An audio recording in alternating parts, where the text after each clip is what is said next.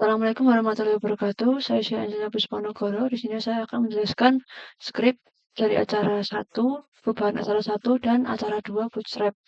Pertama, di acara 1 ini terdapat beberapa perubahan, yaitu terutama pada di CSS-nya. Pada acara 1 kemarin, CSS yang digunakan yaitu CSS inline. Sedangkan pada acara 2 ini ada perubahan di acara 1 yaitu CSS yang digunakan adalah CSS eksternal. Jadi membuat file sendiri seperti ini. Jadi si file CSS eksternal ini akan dipanggil menggunakan baris script yang ini. Kemudian untuk menghubungkan style yang terdapat di file CSS eksternal tersebut dengan elemen yang terdapat di index.html, maka menggunakan tag ini atau kode ID dan kelas. Ini digunakan untuk menghubungkan elemen yang terdapat di index.html dengan style khusus yang terdapat di tab CSS ini. Jadi si kelas P2 ini akan terhubung dengan si style P2 yang terdapat di CSS ini. Begitu pula dengan ID P1 ini yang juga digunakan di paragraf deskripsi akan terhubung dengan style CSS P1 ini. Kemudian bagian tabel jumlah penduduk tetap sama. Nah, di sini saya menambahkan link image dan video. Pertama dari link, di sini link menggunakan tag A dan di sini disisipkan link dari website Sleman. Kemudian untuk image atau gambar, di sini menggunakan tag image dan di sini disisipkan link gambar yang saya dapatkan dari Google. Jadi ada dua cara untuk menyisipkan gambar ini. Pertama, dapat langsung dari foldernya, kemudian dipanggil ke sini. Dan cara kedua adalah cara yang saya gunakan ini, tinggal copy paste dari Google dan diletakkan di source ini. Kemudian selanjutnya saya juga menambahkan iframe atau video dari YouTube yang saya copy paste dan saya letakkan di sini. Jadi tampilan website salah satu yang mengalami perubahan yaitu seperti ini. Style judul dan style paragraf kedua ini sama karena menggunakan style yang sama. Begitu pula dengan subjudul dan paragraf pertama. Dan di sini ada tambahan link kota Sleman dan tambahan gambar dan video dari YouTube. Jadi ketika saya mengklik link ini, maka akan mengarahkan ke website kota Sleman.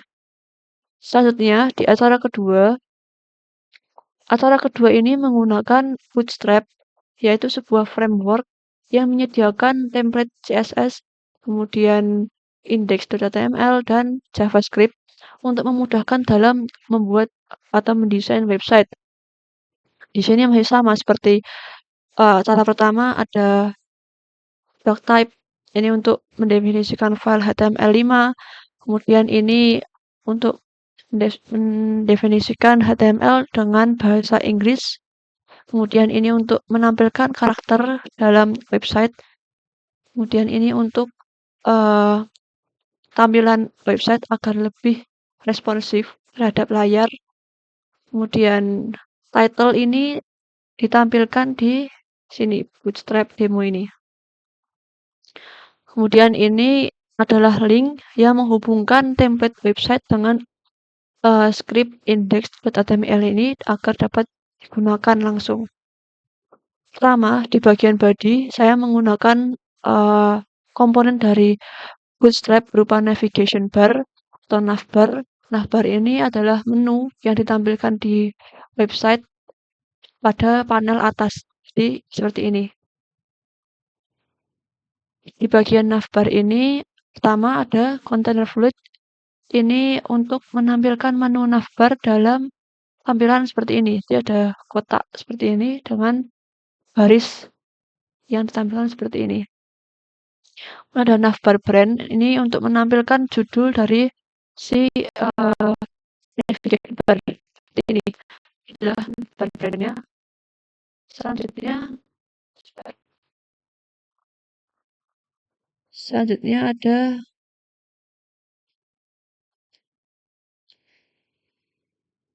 navbar toggler. Ini menampilkan button toggle yang akan tampil ketika website tersebut dibuka dalam layar yang sempit, misalnya layar HP. Jadi button toggle itu berupa ini, garis 3 seperti ini. Kemudian di sini ada division class collapse navbar. Ini untuk melipat menu pada button toggle. Jadi ketika website ini dibuka dalam layar device yang sempit, misalnya layar HP, nah si menu-menu ini akan terlipat dan disusun di dalam button toggle seperti ini. Nah, ketika menu-menu ini diklik, maka dia akan secara otomatis menggulir langsung ke menu yang diinginkan. Misal saya di sini mengklik menu deskripsi, maka dia akan menggulir ke deskripsi dan begitu seterusnya.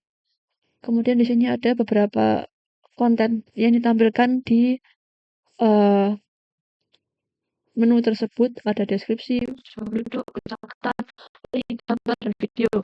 Nah, di sini ada sebuah tag untuk menghubungkan konten-konten ini dengan si menu navbar ini. Jadi ketika konten tersebut diklik, maka dia akan menggulir secara otomatis. Selanjutnya di konten utama, di sini ada main class container M3. Ini untuk menampilkan konten utama dengan jarak yang tengah-tengah gini. Jadi jarak kanan dan kiri itu sama. Jadi konten ditampilkan dalam susunan di tengah-tengah. Kemudian ada title ini adalah judul ini ditampilkan dalam kotak biru ini menggunakan baris yang ini, alert primary. Kemudian di sini ada description. Description ini ditampilkan dalam card header dan card body. Card header ini adalah judul, yaitu ini deskripsi. Sedangkan card body ini adalah isi dari deskripsi itu sendiri. Kemudian adalah penduduk. Penduduk ini menampilkan tabel dari jumlah penduduk per jenis kelaminnya. Jadi sama seperti skrip pada aksara 1, tabel ini ditampilkan dalam bentuk per baris-barisnya. Di sini saya menggunakan style table dari Bootstrap, yaitu table dark split column. Kemudian selanjutnya ada kecamatan. Sama seperti acara sebelumnya, kecamatan ini saya menggunakan ordered list atau list yang berurutan dengan nomor yang berurutan di depan daftar listnya. Kemudian untuk link website, di sini saya menggunakan website link dari website Kota Sleman. Di sini ada tag A untuk menampilkan link. Jadi akan berubah seperti ini. Kemudian saya juga menyisipkan image. Jadi sama seperti cara pertama tadi. Seperti ini. Kemudian saya juga menyisipkan video menggunakan iframe dengan link YouTube yang saya copy paste dari YouTube dan hasilnya seperti ini.